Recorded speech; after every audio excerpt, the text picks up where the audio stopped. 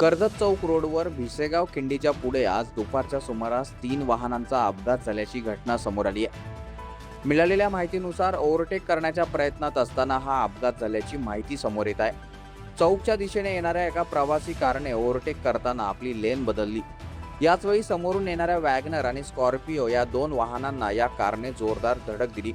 या धडकेत तिन्ही वाहनांचे मोठ्या प्रमाणावर नुकसान झालंय। मात्र सुदैवाने कोणालाही गंभीर दुखापत झाली नसून मोठी जीवितहानी टळली आहे। दरम्यान कर्जतमध्ये आधीच ओला उबेरच्या मुद्द्यावरून स्थानिक कार चालक आणि कार मालक आक्रमक झाले आहेत। त्यातच या अपघातातील कार ओला उबेरशी संबंधित असल्याचे सांगितले जात असल्याने बाहेरून येणाऱ्या प्रवासी वाहनांच्या चालकांबाबत स्थानिक कार चालकांमध्ये पुन्हा आक्षेप आणि नाराजी व्यक्त होत आहे। मात्र या अपघाताचे नेमके कारण आणि वाहन चालकाची चूक याबाबत अधिकृत माहिती समोर येणे बाकी आहे। ओव्हरटेक करताना घाई करणे किंवा समोरून येणाऱ्या वाहनांचा अंदाज न घेता लेन बदलणे किती धोकादायक ठरू शकते हे या अपघातातून पुन्हा एकदा समोर आलंय।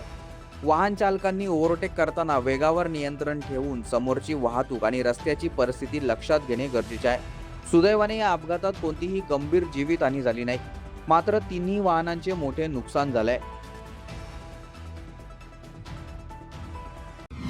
आपल्या परिसरातील ताज्या बातम्या आणि घडामोडी सर्वात अगोदर पाहण्यासाठी कर्जत अपडेटला सबस्क्राइब करायला विसरू नका।